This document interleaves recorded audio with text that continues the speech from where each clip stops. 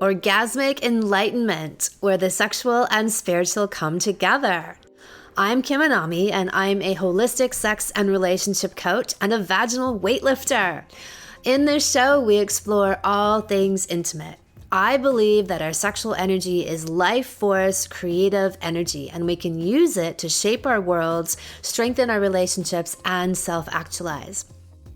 I blend the most avant-garde information from neuroscience, ancient sexual practices like Tantra and Taoism, to renegade wellness modalities to show you how to create gourmet sex in your lives.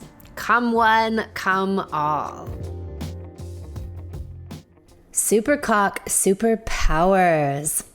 Cock is a magical thing. It often gets a bad rap in our culture for being the symbol of all that is wrong with men. And if you think about it, our genitals in general are used that way. Look at how many of our curse words have to do with our genitalia. Pussy, cunt, dick, cocksucker. Look, you can call me a cocksucker anytime. But it's interesting that these are curse words, as in cursing and placing a spell upon. How in the world did we get here? I am all about the conscious wielding of our sexual powers, rather than the unconscious default. Conscious cock, conscious pussy, that is the root of everything that I teach. I love cock. It is amazing medicine. It's healing, rejuvenating, recalibrating, and it opens me up to life and to the divine. The best cock activates a pussy, setting it on fire so that it can realize its true potential. It functions as a barometer for the man and how he is showing up in his life. Is he potent, solid, and strong? Then his erections will be as well. I spoke in last week's episode about the necessity of a man being able to fuck his woman into oblivion. You do that with your supercock. A supercock, as opposed to a regular old cock, has realized its true nature and owns its power and wields it wisely and wildly. Here are 6 qualities a supercock has in abundance. Number 1, you can consciously control your ejaculation. You choose when and if you come, even in the most full throttle positions. You have super stamina. 2, you feel energized after sex. Sex rejuvenates you. Instead of passing out after you have sex, you leap out of bed and head to the gym or go run a half marathon. Number 3, you give your woman a plethora of vaginal orgasms. You know that the ecstatic, life-changing, well-fucked woman orgasms are in the vagina. And with your turbocharged cock, you have the ability to get her there. Number 4, you own your masculinity. You take charge of your life and of your woman. You aren't afraid to flex a little muscle and a lot of dominance. Number 5, you know how to channel your sexual energy into creative power. As I always say, sexual energy is life force energy, the energy that creates new life. An average cock just ejects all of that good quality energy straight out of itself every time it has sex. A supercock knows how to use that energy to manifest what he wants in his life. And number 6, you use your cock as a healer, an activator, and an opener. The Sanskrit word for cock is lingam, which means wand of light. Cock is the ultimate magic wand. When I said that cock has magical powers, I wasn't kidding. Your ultimate masculine gift is to penetrate your woman and to penetrate the world. With your insight, your vision, your intense love, you blast through illusion and you get shit done. This also means fucking your woman so thoroughly, so cataclysmically that she is cracked open in the most beautiful way. There you go. That is your life's purpose. And these are all areas we cover in my Sexual Mastery for Men Salon, 8 weeks to Supercock status. In today's All-Star interview, we have the most epic Max. Max is a Sexual Mastery for Men alumni from a few years ago, and so he's been living these principles for a while, and he expresses them in such a deep, poetic, and articulate way. It's truly amazing to hear from a man with this degree of self-awareness and insight. He's going to share with you all of his miraculous Supercock Superpowers. Well fucked all-stars. Hello, Max. Thank you so much for being here today. Oh, hey, Kim. Thanks for having me on. All right, so let's talk about your Supercock evolution. In doing this work, what kinds of changes did you see in your cock, in your erection, in your expression of self-pleasuring? What were the changes for you? I have to say one of the primary changes was the transition from a more impulsive and kind of unconscious release of myself. I always kind of like the analogy of chasing a rabbit over a cliff as fast as I could, into more of a place where self-pleasuring was more of a workout. It was more of a time I spent with myself to better myself. And in many ways, it was less comfortable. It was less of just kind of a pleasure-only indulgence experience and more of like a, I have goals that I'm trying to reach. I have barriers that I'm trying to push through. I have kind of boundaries that I'm trying to press. And that has been a huge transition for me. I come from a place where I did not have much of a sexual education. My parents didn't do much to explain this to me. And I really learned about sex accidentally by being exposed to hardcore porn magazines by a friend in like the 3rd or 4th grade, and just really kind of being just kind of tossed into this washing machine of impulse and sensitivity to images and other things like that. But upon encountering your work, even initially through a lot of your free content, I was able to kind of reframe this time I spent with myself into something different. And that has provided benefits kind of motivationally and energetically throughout my life. But once I decided to take the course, the SMM course, a lot of the techniques and a lot of the just kind of the physical step-by-step hand techniques that you teach, I noticed distinct just changes, not initially, not immediately, but there were changes in the way that I responded, and there were changes in the way that I felt, both while I was working with myself and also just kind of out in the world in general. I liken it to an antenna. Like I kind of had, the more I work this way, the more he started to seem like an antenna. Your cock became this antenna. I love that. Yes, exactly. The cock became an antenna. And there was more of a, I always kind of, when I was younger, I kind of had this idea in my head that like the cock, masculine energy, he's a rod, he sends energy, he is a sender, he is a seeker, he is a outputter of energy. But the more I began to do this work, the more I began to realize that it is both. He is also an antenna. He is a receiver of energy, and he listens, and he can see, and he can hear, and he can point me in the right direction, so to speak. His job is not just to motivate me. His job is not just to rocket me through the world, but his job is also to sort of to be a receiver and to judge situations and to make me sit back and ask myself, like, is this something I really want? Is this someone I really want? Is this going to be worth all of the time and energy that I'm going to spend doing it? Or is this just me trying to chase a rabbit off a cliff, right? So what would the difference be? Like when you're saying that you started to pick up information, like a sensory apparatus from your cock, how would that be translated to you into information that you could understand?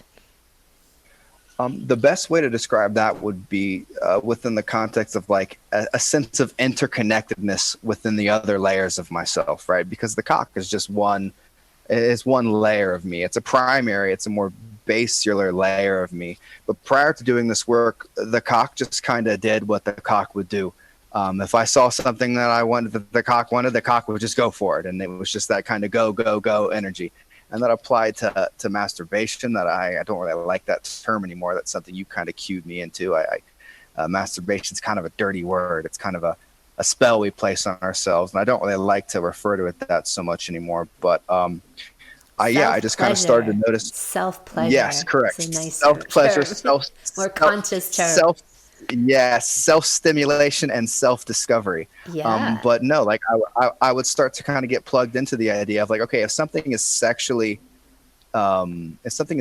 stimulating to me, is it sexually stimulating exclusively in that kind of porno style, drug, short term instant gratification level, like is it just a kind of a pump and is it just kind of a pump and dump style stimulation, or can I really see how this situation can plug into my other goals and my other aspirations in my financial life and my business life? And it's really kind of narrowed my bandwidth a little bit, and it's made it a bit more challenging to maneuver in terms of like approaching women and finding dates and creating relationships. But since I've been operating this way, the relationships that I have cultivated and the one that I'm in right now have just been so much more rewarding, because now the sexual energy is not just about a release. It's not just about getting off. It's not just about being subsided for a few hours. It's more about building something and creating this stair-stepping progression towards just a higher plane of being and a higher plane of life. And it's not easy. I'm not trying to say that it's just like oh yeah, just do this and you'll be good to go. Like, no, there's real work. I've been in the trenches with it a bit. I've fallen off the path. I've reverted to old habits and felt the pain of wasting myself within the context of now knowing something different. And that's been a huge thing that's really kind of been an eye-opener for me, is having experienced self-pleasure in the way that you teach it and the benefits that exist therefore in. It's been a deepening journey of self-discovery. As much as I'd like to say that as soon as I took the Sexual Mastery for Men class that I was kind of on the path and set and I was ready to go and I had all the discipline that I needed to be on a constant upward path, that has not really been my story. I've fallen off the path a few times and I've reverted to old patterns, and I've been lazy and I've been complacent, and I've also been able to watch the consequences for that play out in real time. And like I said, before I had come into contact with your work, I really didn't have much of a baseline for comparison. The way I did my thing was just the way I did my thing. But now, since I've learned about like the concept of lingam massage and the concept of cultivating and harvesting sexual energy, moving it up the spine through the microcosmic orbit, and kind of using my imagination to channel it and send it towards different aspects of my life, I've been able to see results in that. And I've also been able to feel the kind of deep emptiness and chaos that occurs when you're aware of these things, but then also choose to revert anyways. And it's recently, out of the past few months, I've been kind of on a rallying effort. I'm in a newer relationship now with somebody that I've known for some time, and I'm really trying to kind of get my energy back on track and move this thing in the right direction, and kind of bring her along for the journey and get things centered correctly and move through the trauma and move through the pain and use my sexual energy to create something and to cultivate something, rather than just using it as I have in the past as almost just like a drug, as like an escape mechanism. And, Yeah. it's just the coming in contact with your work has been so valuable for me, because before I didn't even know there was anything different. Yeah. Yeah. You don't You know don't what you know. don't know. Exactly. You don't know what you don't know. And you can spend decades, you can spend your entire life wasting away and just assuming that that's the baseline of reality. And that was kind of my experience before I took your class just a few years ago. And I've been intermittently involved with the community ever since. But I'm very glad that you invited me to the table to have this conversation, because it's kind of reminded me of what's important and kind of got me back on track. And I just wanted to thank you for this opportunity to share my story and just kind of be present with this community. Wonderful. Well, we so appreciate it. So I love that you talk about the difference between using sex or self-pleasuring or like the lower form of it, like jerking off to porn, sort of Hmm. masturbation style. Hmm. Like one version is going unconscious, the other way is to use our sexual energy as a way to elevate our consciousness, to become more conscious. And you've talked about Yeah. experiencing when you ejaculate and lose access, or maybe more unconscious ejaculation as well, losing access to these higher levels of creative self-expression. So can you elaborate more on that? So obviously you had enough experiences where you could see a difference and feel a difference. Oh, absolutely. The analogy, kind of the metaphor that always comes to mind is like the in the unconscious sense, it's like the image of a spaceship in space just ejecting fuel out of the airlock, just like dumping it, just gone. Just dumping fuel tanks high pressure, fuel tanks high pressure. Let's just dump it out of the side and be done. As opposed to the concept of like, okay, fuel tanks are at high pressure. Let's run that through the mainframe. Let's run that through the afterburners. Let's run that through the main computer and all the other systems that actually require energy, that actually require this deep primal burning sensation to do what they need to do. And that's kind of the way I mentally imagine it. And there are times now where like I'll be stressed out and I'll be moving around and I'll be like, oh man, like it would be great to just kind of discharge right now. But no, that's not what we do. Like that is not the way of being. It is a lot more productive and ultimately a lot more satisfying and a lot more beneficial to sit back. And even if I can't touch myself, even if I can't find 15, 25, 30, 45 minutes alone, I can sit there and I can take deep breaths and I can feel my pelvic floor and I can deep breathe through my spine and I can feel my heart, I can feel my voice, and I can integrate all of these different layers of my personhood into one flowing chain. And even just with a few seconds of doing that in the car or on the couch or when I'm waiting around at work even has been a huge stabilizing influence in my life. And there's been benefits that have kind of popped up for me that I didn't originally anticipate. And one of them kind of relates directly to fatigue. I work a lot. I have a career. I'm currently right now on a bit of a vacation, but I'm on a vacation helping a friend of mine remodel a house that he's just built out here in the midst of the woods. And it's been hard work. I've been out in the sun a lot more. I've been kind of burning up. I've been kind of sweating a lot more than I have recently. And there's been times where I'm tired. You know, I want to take a nap. I want to go to sleep. And sometimes I want to self-pleasure and I don't have time. But just through the breathing and just through really feeling my pelvic floor and feeling, you know, my cock, my balls, just, hey, they're down there, you know, hey, there they are. Let's send some breaths their way and let's send those breaths right back up. It's just been a tremendously helpful technique, and it only takes a few seconds. And if I can even spend a few minutes, that's even better. But I've noticed that like in moments where I'm super tired and, you know, the old me would want to reach for a Red Bull or, you know, reach for some coffee. I can just kind of take a few breaths and maybe elevate my legs. Yeah, reach for my cock. And if I've got people around me and I can't just casually reach for my cock, you know, I'll just elevate my feet above my head, you know, take some deep breaths and just try to get that blood flow going, you know, and just try to get consciously. And it's tremendously helpful. And then when I do have time and it's me and my cock, and we can work that out as well. But yeah, it's just been super helpful, and so it's something that's always go on. It's just always available. That's my favorite part about it is I'm not dependent upon a gas station for some caffeine. I'm not dependent upon a nap in a nice clean bed in order to get my energy levels back up. I can do it with my breath. I can do it with my fingertips. I can do it really anywhere, anyhow, and with my mind, as long as I have the discipline. As long as I can kind of summon myself in that moment and kind of climb that mental wall, get over my old habits, get over my old belief structures, and remember that, hey, this shit works. Like, this is the real deal. I've seen it work time and time again, dozens, hundreds of times. I've also felt the consequences of the alternative. Like, this is a very real equation that kind of plays out for me every day. And in the times when I'm able to kind of bring this stuff to bear, the results are consistent and they're imminent. And it's been extremely helpful in nearly every aspect of my life, not just in the bedroom and not just with my partner.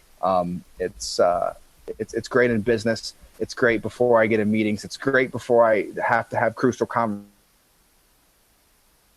business relationships with. Like if I have to have a conversation, if I have to have a confrontation, if I have to draw a new boundary, if I have to reassert myself in some type of way, I've all of a sudden self-pleasuring is an extremely useful tool for that. And that's kind of ironic to me because prior to this, like when I was in high school playing sports and stuff, I would always avoid self-pleasuring before a football game Right. because I would be drained. I would be Right. drained. I would be low testosterone. I would be out of combat mode. I don't feel like fighting. I don't feel like running. I want to sleep. I want to recover. And so it's been a huge kind of transition for me, and I've had to reframe my mind around it. That like, hey, this thing between your legs, this thing at your fingertips, this is rocket fuel, and you don't just have to dump it out of the airlock. You can send it up. You can send it up the pipeline, and you can do something with it, and you can do it right now.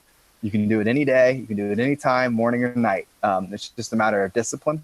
It's a matter of making the decision, and it's a matter of hanging it on the hook and carrying it through. I love all of that. I really love how you've come to rely and go to the source, right? The fuel source, your cock, your sexual energy, that creative, vital power source, and use it that way and remember to. That's amazing to hear. And then the opposite of that, we said like, but you don't know what you don't know. But I wonder why there's that urge to just expel that energy, right? Usually until men learn something different or they're told something different. And I don't know if this is partially like media influences where when we see someone having sex on TV, or a movie, it's like a 30-second encounter, right? And if that's the imprinting Common, yeah. that we get. But I wonder, what do you think? What is that? The urge to expel. And also, I'd say for men, a lot of circumcision trauma that I think that urge to get Absolutely. it over with is like is that dissociation of that trauma that's Yes. happened to them in their past. And that's reflected in the urge to get it over with fast. But what else do you Yes. think that is? Because it's interesting that, it's such a vast difference of tapping that as a power source versus willingly, like you've sort of said, like going Mhm. towards your own self-destruction. Yes, and wasting yourself and Yeah. taking this resource that is absolutely finite and that is as precious. It really defines what is precious. It is your life force. It is your, yeah, again, as a man, it is your ability to create new life. It is your ability to seed new beings. And I don't have a complete answer to that question. I guess my best guess would be, I think a lot of us are raised with a lot of initial trauma. I know personally, I had a circumcision experience on the very first day of my life that was extremely traumatic. It was slightly botched in the hospital with a Oh, little Galco clamp or whatever the instrument is that they used to do it was placed on me slightly crooked, and I yeah, it was traumatic, and I don't have again conscious memories of that day, but I've spent some time with psychedelic medicines, kind of trying to unearth that trauma and bring it to bear and bring it to the outer perimeter of my mind, so to speak, in hopes of releasing it. I've had conversations with my mother. I've kind of worked through it a bit, and my best explanation is a lot of people who are placed in that type of pain so early on, and not even people who weren't human beings who don't train in meditation and who don't train in energy work, just kind of end up being, for lack of a better word, just kind of like discomfort avoidance machines. Like yeah.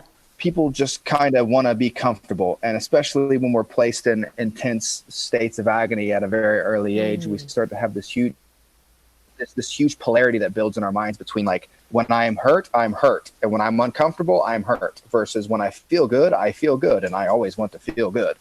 And so I don't know. I think it's a simple matter of like, as that fuel tank starts to build pressure, using that analogy from earlier, it gets more and more pressurized and pressurized and pressurized. And that is an uncomfortable feeling after a certain point. If you You don't don't know how to really move that energy, it is. Yeah. correct. If you don't know, yeah, exactly. If you don't know how to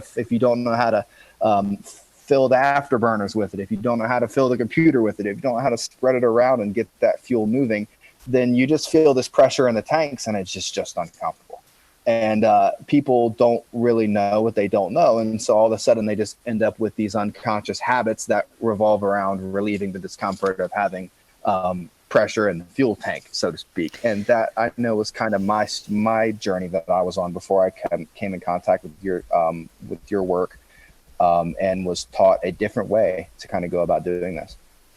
Yeah, and that's one of the things I end up needing to coach men on, is having them know that, all right, when you do this and you don't just dump out that energy, you're going to be vibrating with a ton of power and energy, and you'll need to go channel that someplace, because you'll be so unused to that that feeling, because men mistake and the feeling. It could be a very Yeah. Well, men mistake that feeling of being. being drained for relaxation, because they've just come to associate one No. with the other, when it's actually depletion. Like if you need to take a nap, versus when you have sex and then you feel like you want to go to the gym or you want to run a marathon. And that's the great barometric question I'll ask men, is that if they've learned how to do these practices properly, they're going to feel energized afterward. And they're often shocked, right? Where they're like, okay, I'm ready to get dressed and go to the gym. like, yes, exactly. That's how it's meant to be. And that also, what you've just said, that thing you said with need, the quote unquote need to take a nap, that just kind of, to me, alludes to a lot of the negative side effects of just human domestication and over civilization. Like, oh wait, I have to be at work at 6 p.m. and it is 2 p.m. and I am tired, so I quote unquote need to take a nap.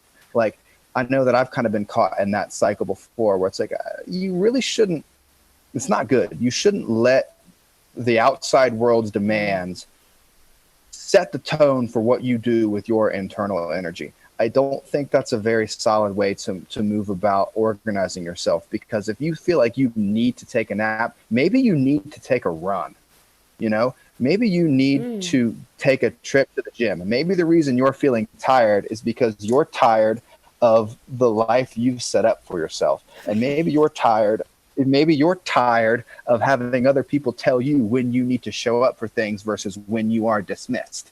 Like, that just kind of goes into the whole domestication situation, which in my experience doesn't really bode well with masculine energy and its more raw, more primal form. Like, you are absolutely subduing yourself when you are wastefully ejaculating in that way. And a lot of people do it, and a lot of people use it as a tool to help themselves better fit into these domesticated models of meeting their needs, going to work at the office,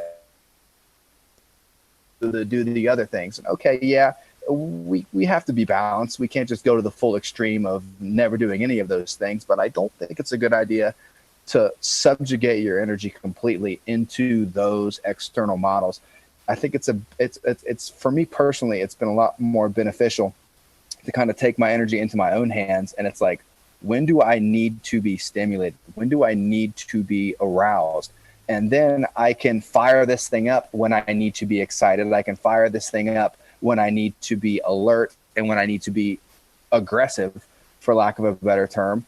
But when it's time to take a nap, like, that's not what it's for. Like, there shouldn't be a time that's prescribed for me to take a nap. I should sleep when I'm tired. I shouldn't have to use this expression of myself to force myself to sleep. I don't know if that makes any sense. Yeah. Or if that's helpful, but that's something that I've noticed, that, like, I really like that insight of, by diminishing ourselves, it makes it easier to fit into boxes that are set up for us, that are around, as you say, domestication and being good rule followers, versus breaking out of that mold. And that ties into my talking about how I believe sex really is the biggest psyop, because all of the myths and misinformation that's out there, all of that is designed to remove people from this power source that, as you said before, that you take into your own hands, literally is at our fingertips.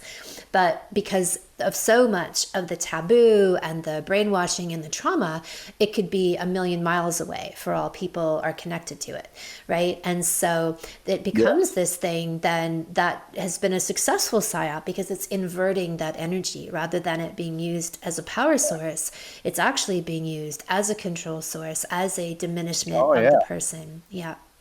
Absolutely. And I would say the success of all other psyops depends upon the success of this one, because because if you can't subjugate a human being at their root, then you really can't subjugate them anywhere else.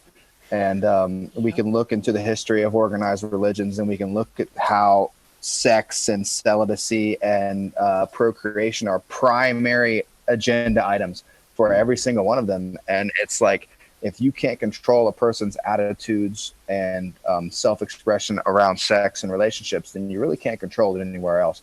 Because like you, that's something that I was introduced to with your teaching. Like this is the primary basilar raw energy form, and all other forms of creation kind of stem from this one. Like when it comes to like when everyone talks about the different kinds of energy, we've got fossil fuels, we've got electricity, we've got solar, we've got this and that. But all of that stuff, doesn't all of that shit revolve around our ability to just keep making more people and keep this whole human experiment going?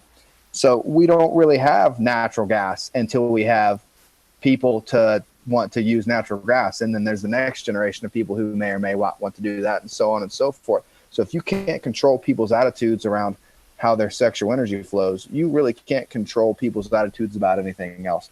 And that's why it's a primary agenda item for most of these structures that are working now to keep us all subjugated. It's a primary thing. We see so much now these days with these gender neutralizing politics, with these attempts to kind of displace people from the seat of our natural power. And it's tragic and it's terrible, but it's also completely actionable. It's something that every single one of us as an individual has an ability to take, again, into our own hands. Nobody can take this from you unless you give it to them. That is the beauty of the sexual energy. And that is why the whole psyop is necessary, because if they can't get in your head and get you to believe bullshit ideas that cause you to hand this shit over, then they can't have it. So don't let them have it. The basic concept of the psyop has been rather relevant in my life recently, as I've kind of been trying to free myself from a lot of my own habits and patterns that I'm realizing aren't really my habits and patterns, but they were rather placed into me from an early age based on somebody else's agenda. And there's really no underestimating the power of a comfort zone. And especially when it comes to the human mind that has not either been trained or decided to place a value system upon consciousness and independence, or in discipline and just growth. Like people, untrained people, I mentioned it earlier, just sort of end up, myself included, when I'm not disciplined and when I'm not conscious, I just kind of turn into a discomfort avoidance machine. And that principle of the path can be used to funnel people into a huge assortment of terrible behaviors. And it really all kind of begins with the ability to subjugate and control that sexual urge. And before I come into contact with your work, I never was really able to mentally frame it that way. I was constantly affected by it. I was constantly drawn into its currents. I was constantly and rather impulsively dealing with the pressure that it placed upon me, but I was never really able to integrate that power source and that intensity of feeling. Everybody knows the intense feeling of an orgasm, the intense feeling of sexual attraction or sexual impulse. It throws all other urges asunder. It is primally and by default kind of a baseline urge, but it's one that you can consciously shape and point in a certain direction. And it is the most baseline urge that you can point in a certain direction. And I think people need to understand that is what they are doing, whether they are doing it consciously or not. That is what they are doing.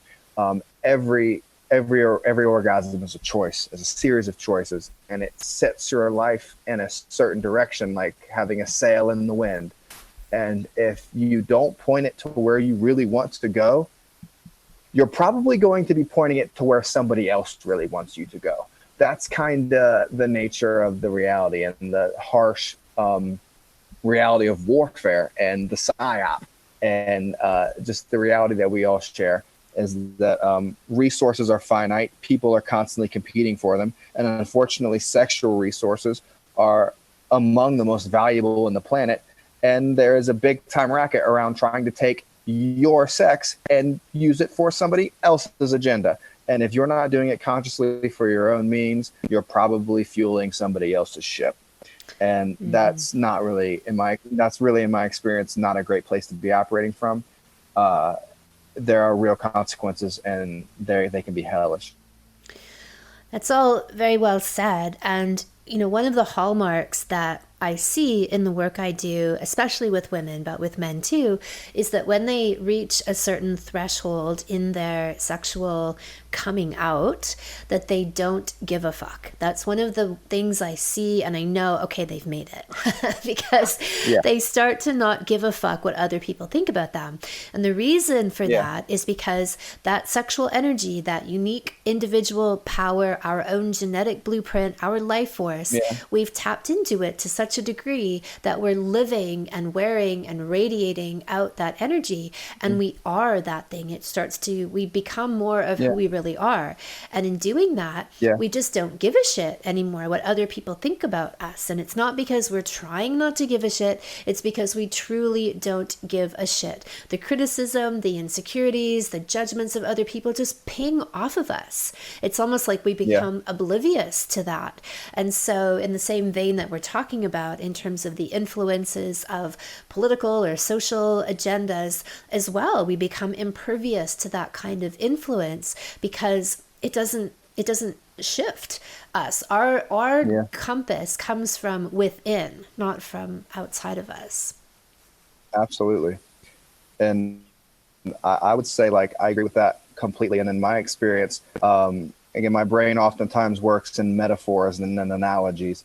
And my experience with doing this work it's almost seemed like gaining conscious control over my sexual energy gave me the very first foothold out of fear, right? Like, there's this state of fear that is very easy to get lulled into and is very easy to kind of just set as a baseline. But in my journey of doing this, it's that ownership over the sexual self and that ownership over one's own sexual destiny that really gives the nervous system and really the soul all of a sudden a platform from which you can transcend the fear and you can step closer towards the love. It's kind of the first step out of a fear-based dynamic, a scarcity-based dynamic, into more of a, wait a second, this is a part of me that's always at my fingertips. I really choose how energized I am going to be. I can really have control over how aggressive I am going to be. I can really all of a sudden set my own compass needle, so to speak, and I can set it due north. And all of a sudden I'm not at the whims of what other people's plans are for me, but through really owning my own sexual expression, it's a necessary first step for transcending fear. And that's kind of been my experience with it. And before I had access to this information and this work, I didn't use it that way. It was something that I used to sidestep boredom.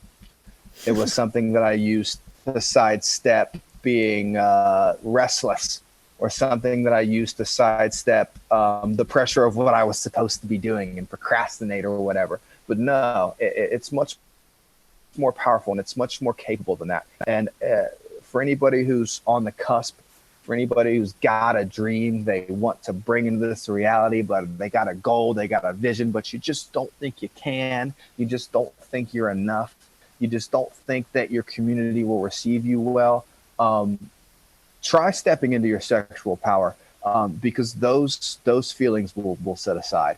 You can do this because you don't need anybody else's approval, because you can birth this thing, you can bring this thing, you can ejaculate this thing into the world on your own.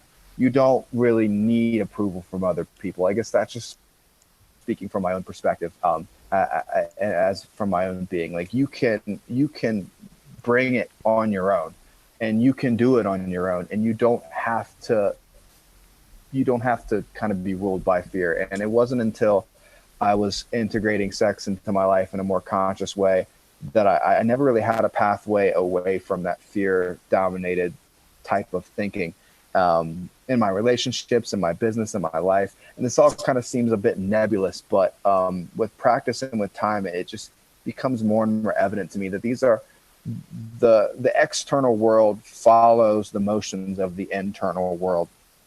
And that happens for every single one of us, as an individual. And it's from the seat of your power. It's from your pelvic floor that all things are created. And if you have a goal and you want to reach it,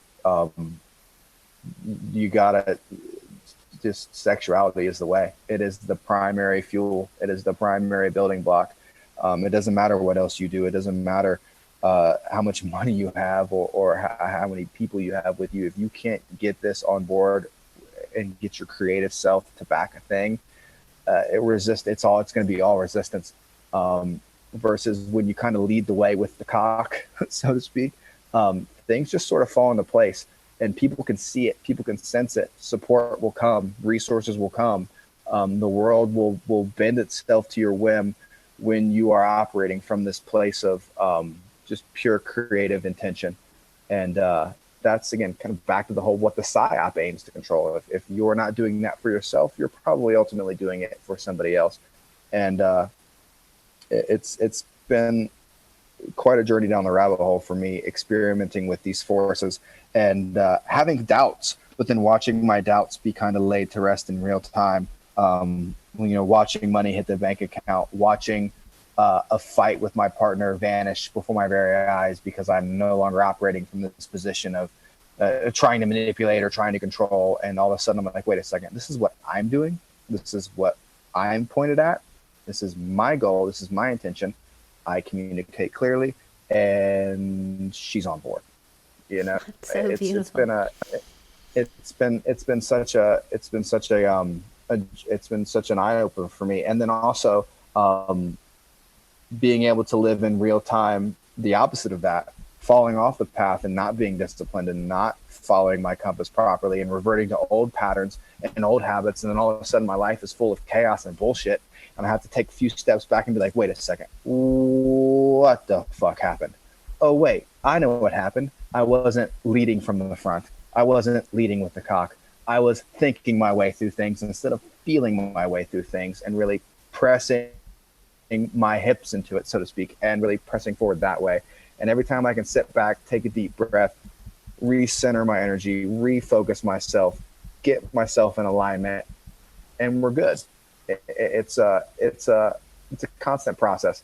And as much as I'd like to believe that I'll one day always be in alignment, always be in a flow state, always be online, always be dialed in, right now, most of the work for me revolves around just staying in alignment. Most of the work is about being in alignment. The work is not about making money. The work is not about building relationships. The work is not about raising the bar. The work is about staying in alignment with my true self, with the cock. And then all of a sudden the external shit falls into place. When I'm successful at doing the internal work, the external shit falls into place easily and effortlessly.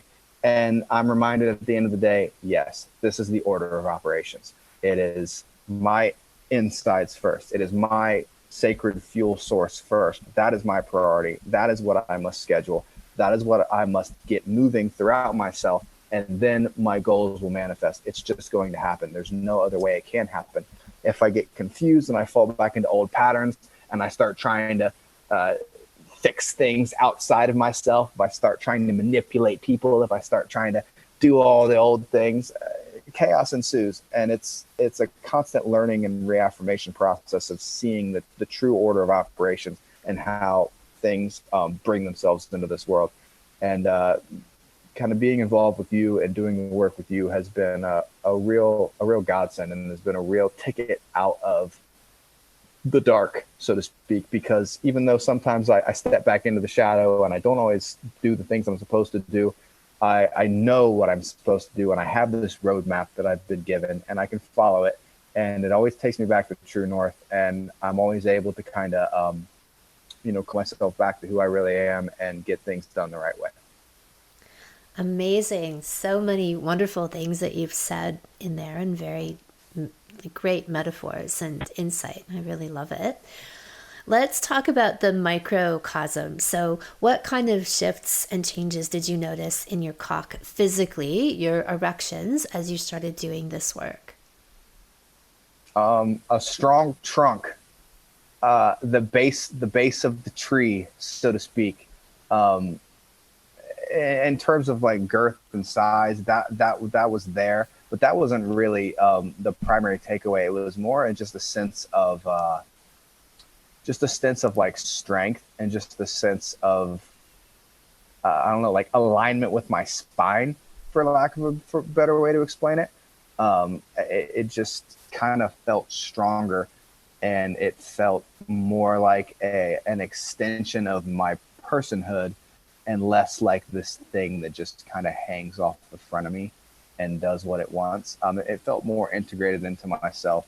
And when it kind of came to times when I was with my partners with sex, I always felt the primary benefits from doing this work.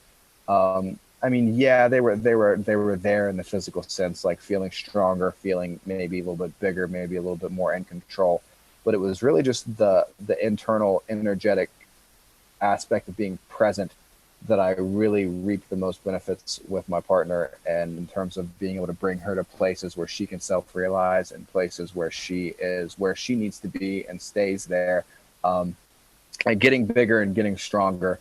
And the bodybuilding sense is always nice, but I always, in my experience, that was kind of secondary in benefit to a lot of the internal kind of psychological and energetic work of just staying present with people and just being there in the moment, and just not falling away when the going gets tough, so to speak. Right. Like every guy, like, again, it's kind of back to what I was saying earlier with the whole, like, trying to solve your problems in the external world is not the way. Like, every guy wants to have this fucking 9-pound hammer that hangs in front of him. Yeah, that's a cool idea. Ha ha ha. But in reality, like, what is that metaphoric of? What does that actually represent? What that represents is your ability to actually impact somebody, and actually be a man, and actually step into this role and stimulate somebody in a way that is better for them. And since doing a lot of the exercises that are taught in the SMM class, like, that stuff's been beneficial.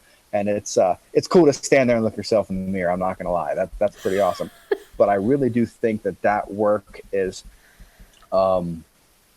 great for replacing mindless masturbation, but it's absolutely secondary to the practices of keeping the slate clean, keeping the communication valid, keeping the radical honesty flowing at all times. That is the stuff that I really took away from the class that has impacted my relationships and my sexual practice with my partner, more so than like having a bodybuilder's dick, like that's cool. Like, and the milking and the physical activity is definitely helpful, and it's definitely there, and it's definitely beneficial. But I really think that it's secondary. It's more of a supporting role to augment the primary goal, which is keeping the slate clean between you and your partner. And there's no half-truths, and there's no lies, and there's no unvoiced frustrations, and there's no blank spots, and there's no hiding from each other, for fuck's sake.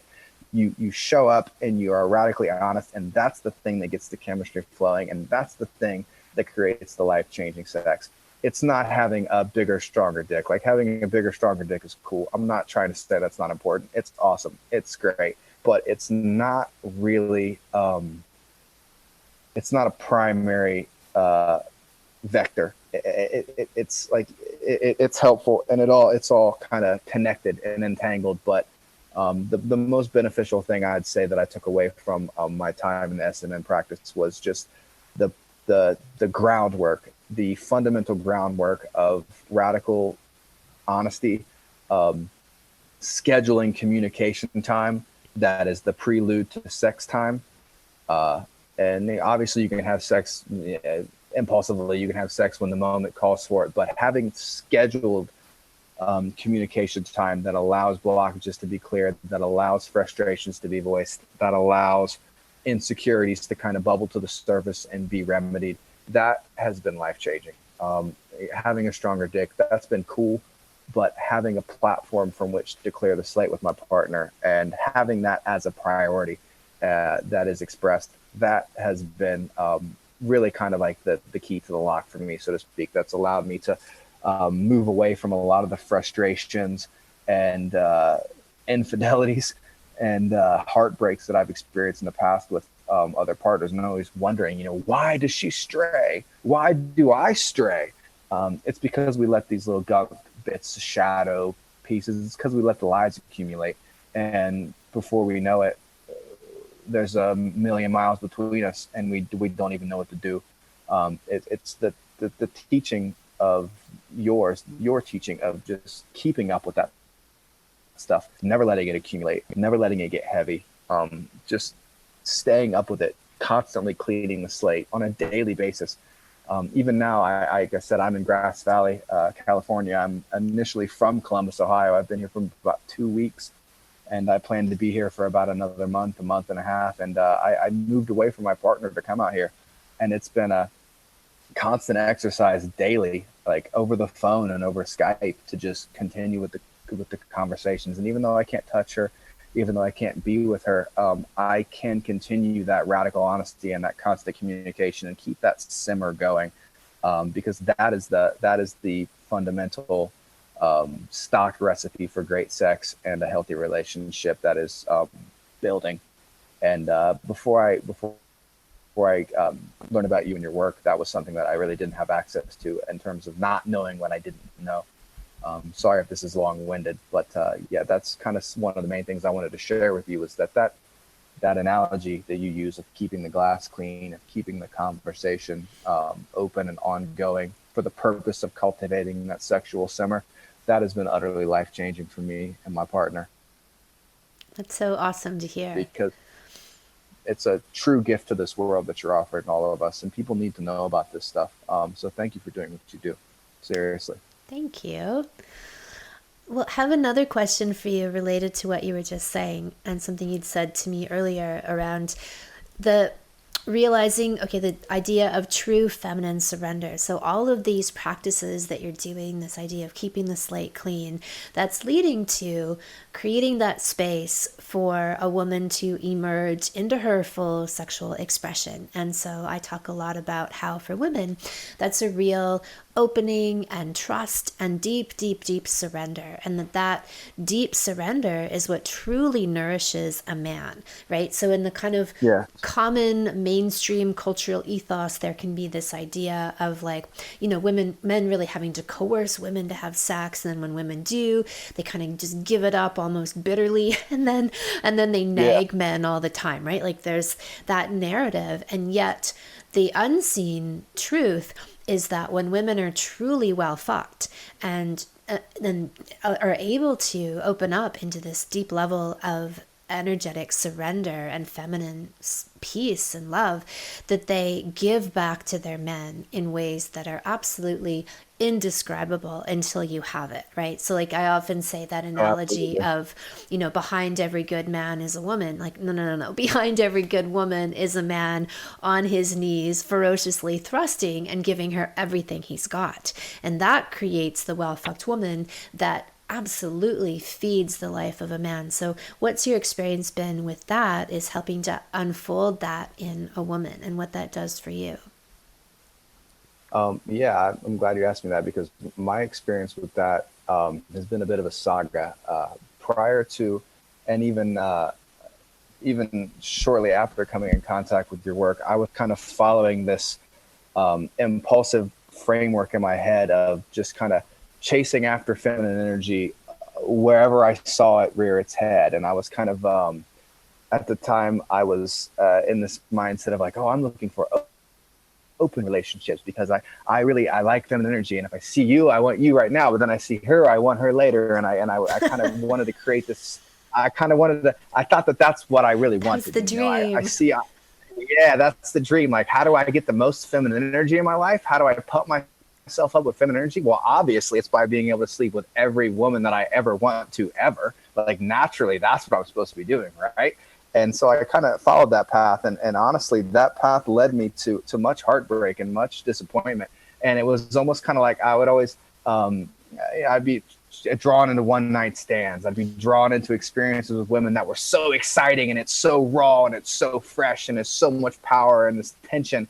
But then all of a sudden we're there and we're done, and there's this hangover. It almost reminded me of like smoke, like being addicted to cigarettes. Like, I want a cigarette, I want a cigarette, I want a cigarette. And then you light it, you take one puff, and before you've exhaled the first puff, you already feel like shit.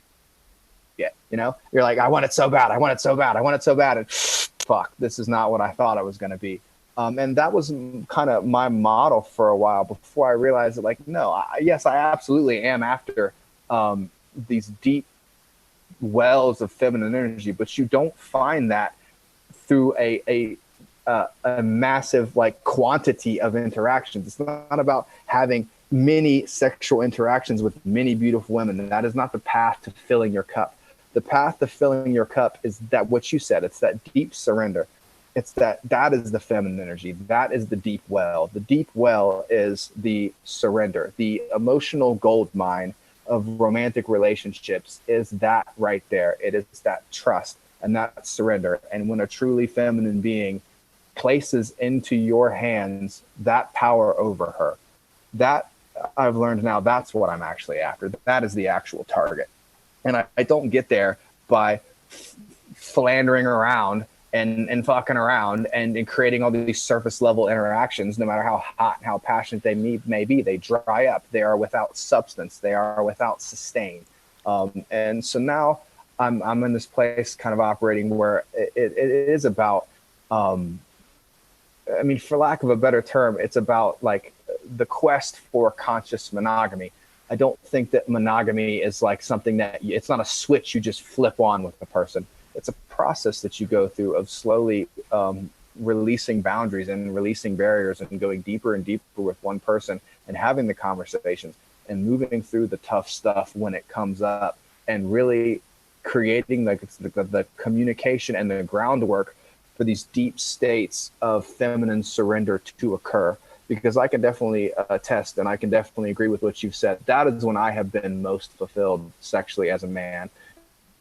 It's not when I'm able to go out on the town and look around and find the one I want and make it happen tonight. Like, okay, yeah, that's one sort of like primal, ancient like validation. But once you've experienced that once or twice, you know that that's not the long-term source of happiness and fulfillment as a man. That is not going to pay your bills, so to speak, long-term. What really is by finding a person that you're compatible with, that you trust, that you can really be on board for, and showing up for her every day and creating a situation where her nervous system is actually capable of surrendering. And that only happens through trust. That only happens through your devotion. That only happens through you showing up and you committing and you showing her that, yes, you are strong. You are a man. You are capable. Yes, I could go out in the world and I can do whatever the fuck I want. But what I want to do is you. What I want to do is this. And I'm not going anywhere, and you're not going to get rid of me easily, and you're not going to be in a bad mood, and I'm not going to run away from you. Like, no, I am here. I am present for this. I'm doing this. And in shifting my approach and being a bit more committal and being a bit more dedicated in terms of my relationships, and not just bailing out when the going gets tough, not just, pumping and dumping and falling asleep. Since I've been approaching things in this way, the sex that I've been able to have has been amazing. Has been, I'd say life-changing, but that almost sounds cliche. It's a bit more realistic to say that it's sex that changes the way you look at life, because all of a sudden sex isn't just sex on its own. It's interconnected into every other aspect of what you do. All of a sudden, like, my romantic partner is a function of my career, is a function of my health goals, is a function of my financial goals. And all of these different things that I would be working on, they're all one thing that I'm working on. So I don't have to wake up in the morning and spend 2 hours trying to make money, and spend 2 hours trying to make my girlfriend happy, and spend 2 hours trying to make my boss happy, and spend 2 hours trying to get myself in shape, and spend 2 hours trying to make my food the way I want. It's all one fluid stroke. It's all one fluid motion. Like the things I do to make money also make my woman happy, also enable me to get the food, also enable me to make my boss happy. And this might sound, again, a little nebulous or a little strange, but it's about integration. It's about internal integration into who I am and who I'm supposed to be. And that all begins at the root, at the first level where I am actionable, and that is at sex. That is at the pelvic floor. That is at the lingam, so to speak. And this reapproach in terms of how I apply myself has changed a lot of different aspects of my life. It's enabled me this opportunity I have right now today to be out here in Northern California on a job, making great money. It's kind of enabled me to go on adventures. Like I said, I'm out here of my friends, and I'm on vacation at the same time. It's like all one fluid stroke. And I attribute that to kind of a reassessment and a reapplication of my sexual energy at the base level just a few years ago when I took your class. I love that. And I think that the way I look at that as well is that when you really tap into your own sexual power, you begin, as you infuse that energy into all parts of your life, you make choices that are more in alignment with the truth of who you are, and you start to magnetize opportunities that are more in the truth of who you are. And so your whole life becomes a bigger, better expression of the essence of you, rather than most people who are often compartmentalized, or, they go to work and they work a job 9 to 5 that's not really an expression of who they are, but they do it to pay the bills. Rather, more and more when people do this work sexually and they connect to that essence of who they are, then they start to make choices where they might leave a certain job, or they take another kind of position, or they evacuate from some area entirely and make radical changes if they haven't been living from that truthful place. And you might not know that, or because we are programmed to accept lives of misery, lives of, you can really be yourself on the weekend, right? Like, rather than, like, with me, my work is a total expression of who I am. There's really no line between the work that I do and who I am as a person. Exactly. And that's something I noticed. I noticed it in myself in the process of kind of moving away from this, but now it's always I see it so painfully, obviously, in other people, and I'm always kind of biting my tongue. And I'm not a coach. I'm not an expert, so I can't really be giving people advice, but I feel like so often I see people spending half their energy moving left and the other half of their energy moving right. You know what I mean? It's like they'll work super duper hard at work and want to push this career and an X, Y, and Z, and they want to make all this money and they want to do all this stuff. And okay, now you've made the money. And then they spend the other half of their time spending the money going to the doctor or trying to go on vacation. And waste the money to go on the vacation to relieve the stress from the job. And it's like they've spent half their time going left, and now they spent the other half of their time going right. And then they're right back in the middle where they started, and they don't really have anything. And it's an interesting dynamic. It's very subtle. And sometimes you can see it. Some people, it's more glaring than others. Just kind of the way that contradiction can drain us if we're not fully conscious and aware of what it is that we're doing with ourselves, and how, again, fundamentally at the end of the day, like all motivation, and even on like a brain chemistry level, a lot of the brain chemistry that revolves around motivation is intrinsically linked to sex. And so if you're not integrated and you're not consciously wielding sexual energy, you're likely going to be burning your candle at both ends in one way or another. And it's something that I've lived, something that I have to be constantly disciplined to not revert back into on a daily basis, just through unconscious habits. And it's an easy trap to fall into, having your lower self moving left and your upper self moving right, and tearing yourself apart. It's not a good thing to do. And spending the time to do the work to realize where all your different compass needles are pointing in terms of the various levels of human consciousness, the various layers of human intelligence, making sure that they're all kind of oriented, they're all pointing in the same direction. It's the only real way to get anywhere. Excellent. Well, is there anything else that you'd like to add? No, I think your questions have been fantastic today, Cam. I feel like I've had an awesome opportunity to share my story and kind of give you the feedback that I've wanted to give you for a few years now. I wish that I had had a bit more engagement with the SMM community. So if I'm going to say anything to listeners, it's you choose to take this course, you choose to do this work. It is important that you engage with this community. Get on those damn phone calls. Get in that blog, ask questions, send Kim questions, be engaged in this community. I've waited a few years now to get the opportunity to tell my story and kind of share some feedback here in this space. And I wish that I had been more engaged at the time when I actually paid to take the class. So don't do that. Be engaged, take it seriously, be disciplined, and do the work, and stay in touch with these men that you're doing this work with, and stay in touch with Kim, because she's a fantastic mentor and she's here to help you do the work. I wanted to thank you for giving me this opportunity to speak to you one-on-one. It's been an honor, truly. It was a beautiful surprise when I found this request in my inbox the other day. I wanted to thank you for giving me this time, and thank you for the work that you do, and keep doing it, because this is something that the world most desperately needs. And people, there's nobody teaching this stuff really. You're kind of on an island in that way, in my experience. There's a lot of sex coaches out there. There's a lot of people, relationship coaches, XYZ, but not a lot of folks, nobody really that I've seen who really have this talent for putting the ball in an individual's court, giving somebody their power back, giving somebody a mental framework where they can actually approach this work and empower themselves at their own fingertips without a reliance on external resources. Sure, the SMM class is an external resource, but that's really not what it is. It's more of like a roadmap that you can choose to download and carry with you into the world, and then start making decisions based on that framework, and be disciplined and do the work.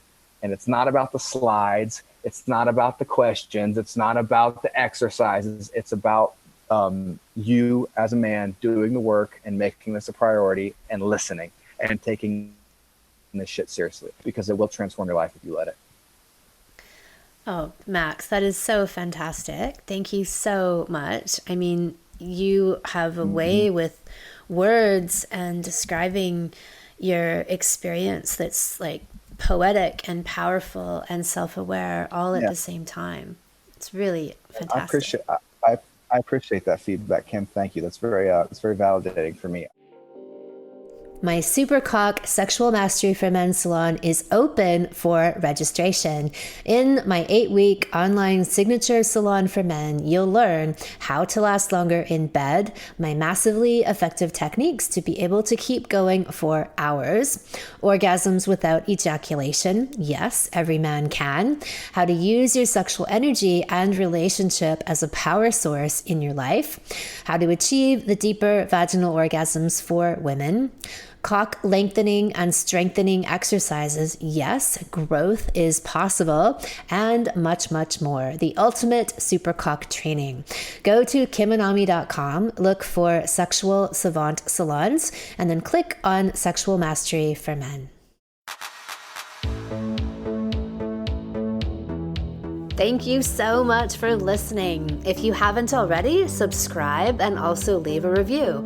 And send someone else the gift of a healthy libido and an off-the-charts love life by sharing this episode with them. We'll be back next week, and in the meantime, many happy orgasms.